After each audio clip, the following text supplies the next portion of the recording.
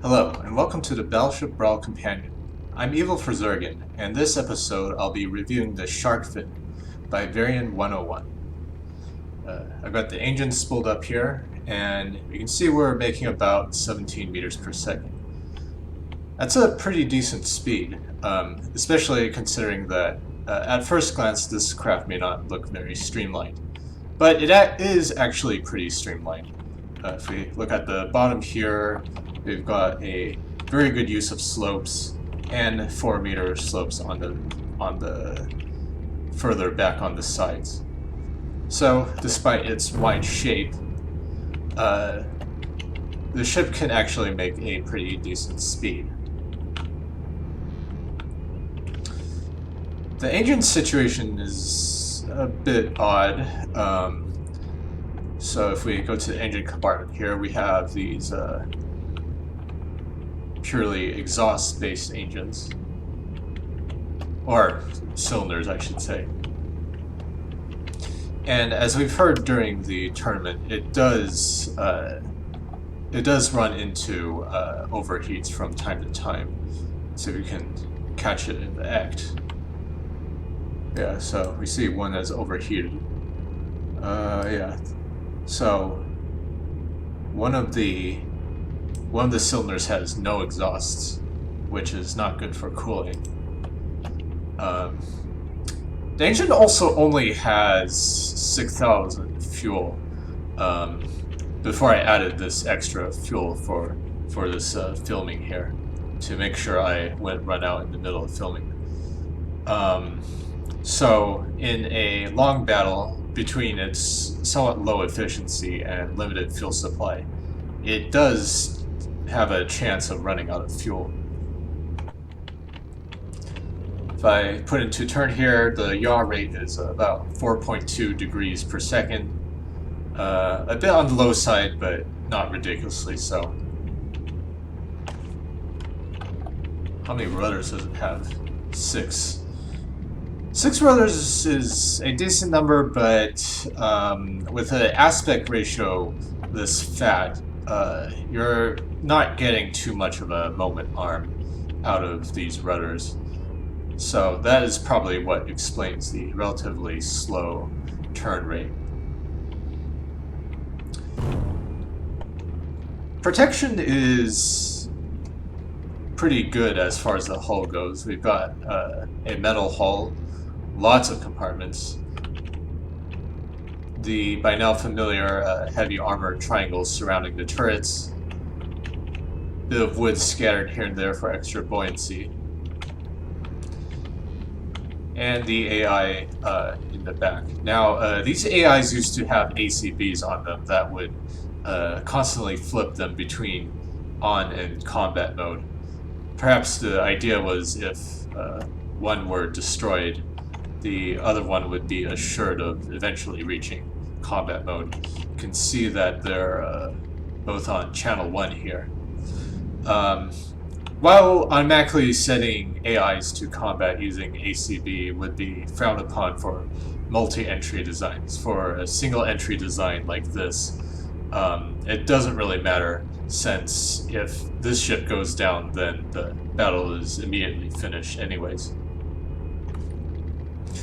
The ammo is stored on the sides of the ship. Kind of a less common choice. Not a terrible one, since it's probably the furthest point on the ship from anything vital. But somewhat unusual, as most people prefer to put their ammo on the keel and try to throw the enemy aim off by having them shoot into the water, where the drag will stop them short of the ship. But overall, the armor scheme does look quite competent. Finally, the guns. We've got these awesome looking 5-barrel turrets. As far as I know, nothing like this was attempted in real life due to the mechanical complexity. Although I believe at least one Italian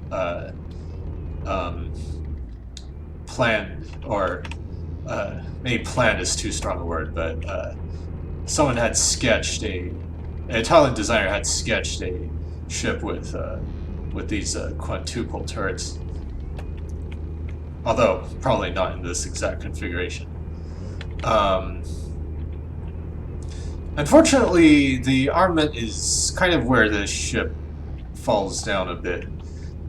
20 guns is quite a heavy count. I would consider 12 to 15 to be about average for this tournament. But the guns themselves are a bit lightly provisioned. One unusual thing is that each of the 5 guns in a turret has a different amount of materials. So this one has, they're all explosive and hardening. This one is 16 and 17.5. This one's 32 and 0. This one's 65.5 and 0. This one's 17 and 15. And this one's 33.5 and 0. So no 2 guns alike. All of them are 2,000 millimeters. The ammunition count is actually pretty good. 14, 15, 18, 15, 14. But most of the guns, only the center one has what I would consider a decent explosive provisioning for a gun this size. The others are quite light, so if they do score a hit, you might not get the most damage out of them.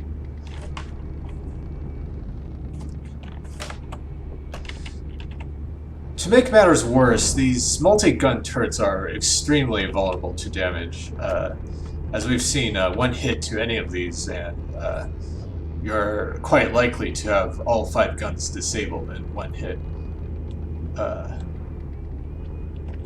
Furthermore, there must have been some extra part placed on this. Let's see, right is starboard. On this starboard gun here, or turret here, which prevents it from turning at all. If I select the weapons here, see that the other 3 turrets can all turn, but the starboard gun has only the barrel traverse to work with. Now, to be fair, Varien101 has mentioned that he was expecting the tournament to start a month later than it actually did.